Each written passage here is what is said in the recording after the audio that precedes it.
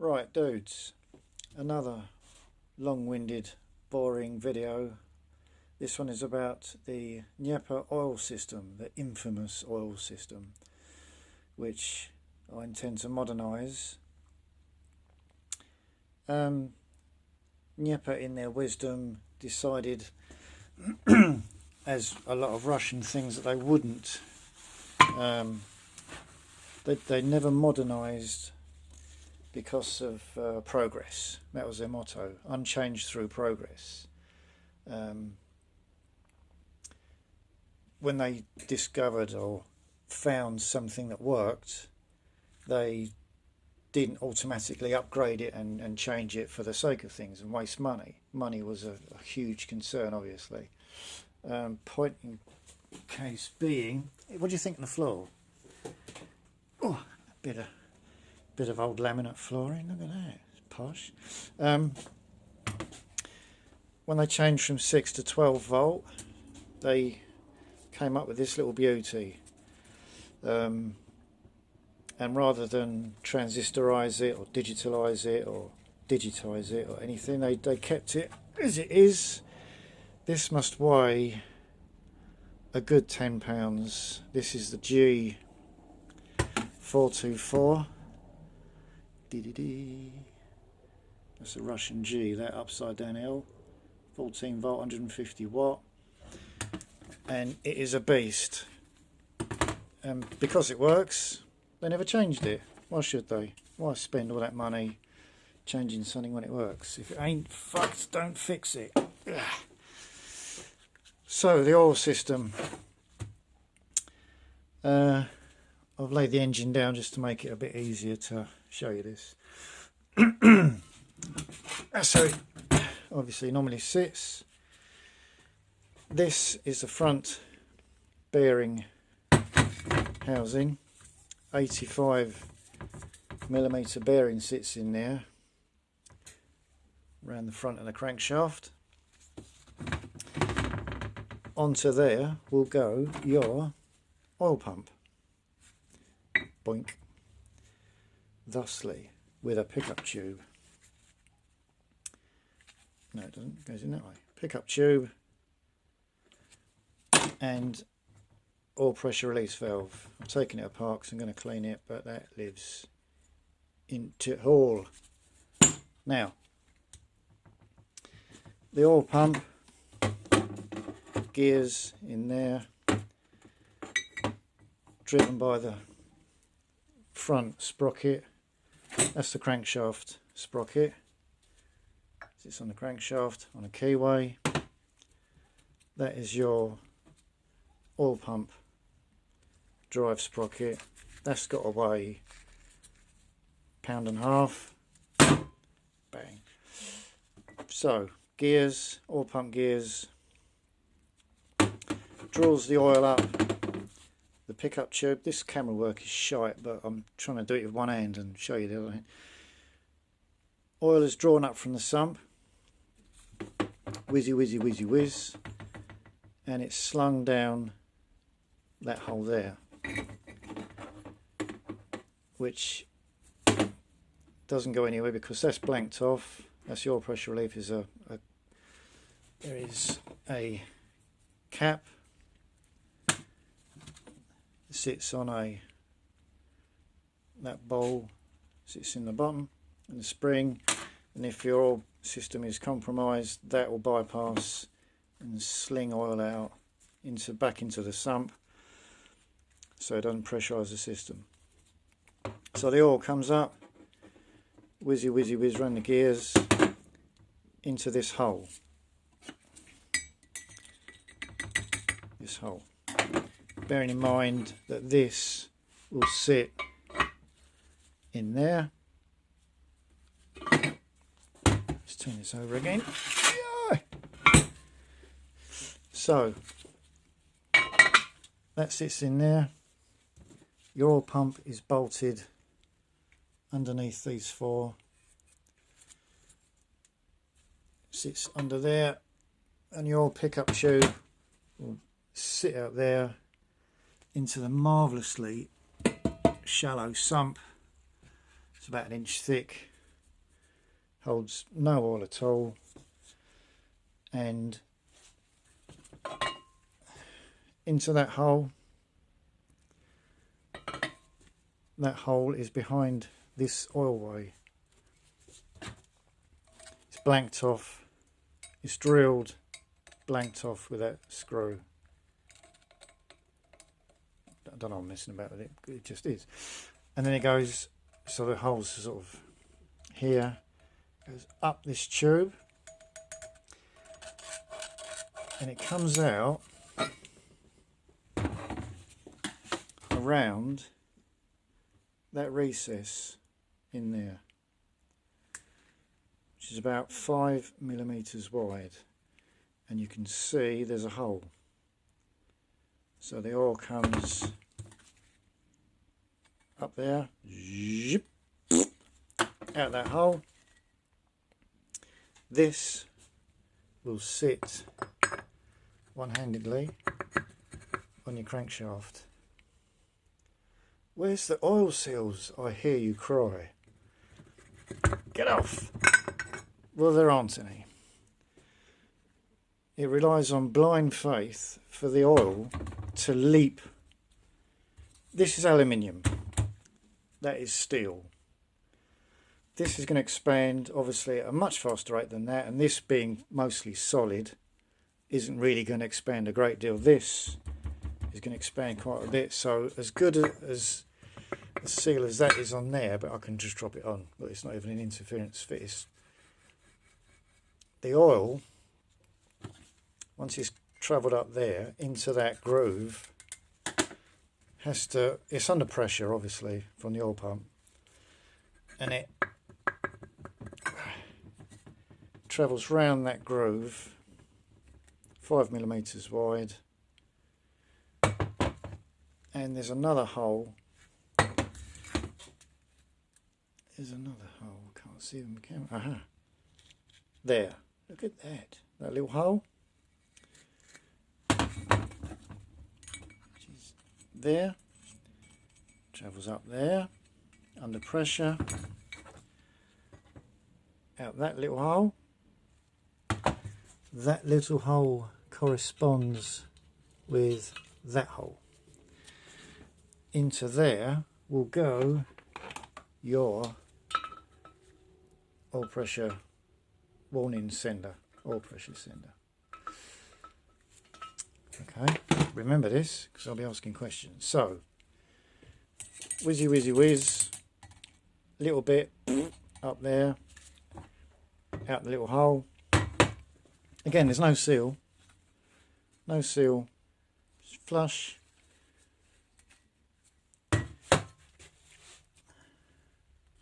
No seal, just a hole that sort of sits in there to your oil pressure switch. Come to the crankshaft.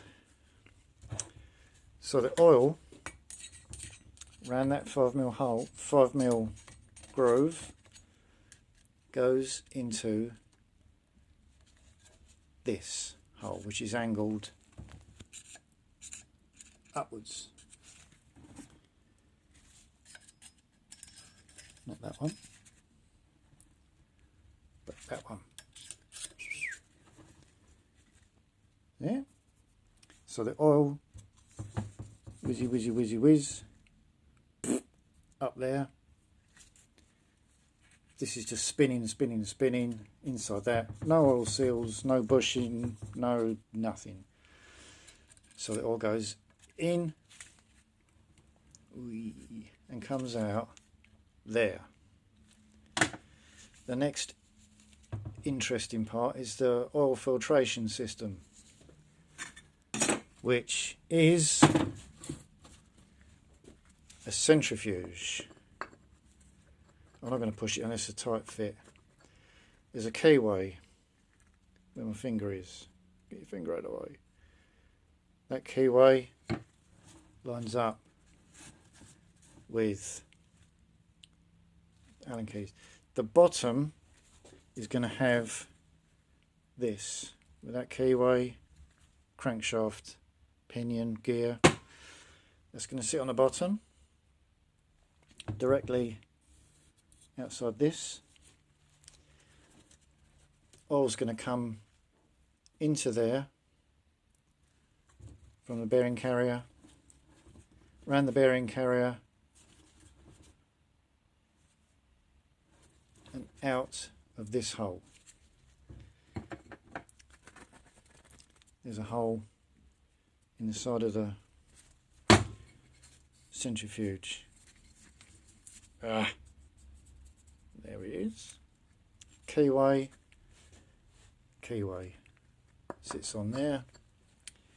That hole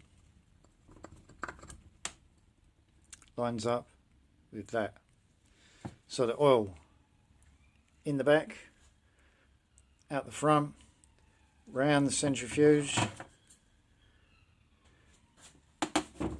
The centrifuge has a plate on it with a little slit, so it's trapped in that half of the centrifuge. Flies round, separates any debris. This is quite clean, but it's, when you take these apart, they are disgusting. That goes on there. It then goes into the front half of the centrifuge. Again, there's a keyway and there's a cutout. The keyway corresponds with this keyway on there, and the cutout is at directly 180 degrees opposite it, up at the top. So we've got a keyway, and on the other side the oil's going to go down at that angle. Don't know if it comes out right, but it goes, now it's been spun around the centrifuge. That's your filter. It goes down the drilling into the big end, and this is also drilled. You can take that out to clean out this chamber. Zzz, wrong way. Cross drilled, so oil comes into there, cross drilled into there, and there's another hole. So there's two holes that feed, there it is, big ends. My plan is to, oh, bugger, 3mm thick O-rings. These are 33s and 34s. This is 34mm in diameter, so I've got 33s and 34s. Don't know why. So idea being is to, if I can see what I'm doing, get a groove machined out, one in the top and one in the bottom, and put an O-ring in the top and an O-ring in the bottom, so that this inner section will hold its pressure more gooder than just blind faith.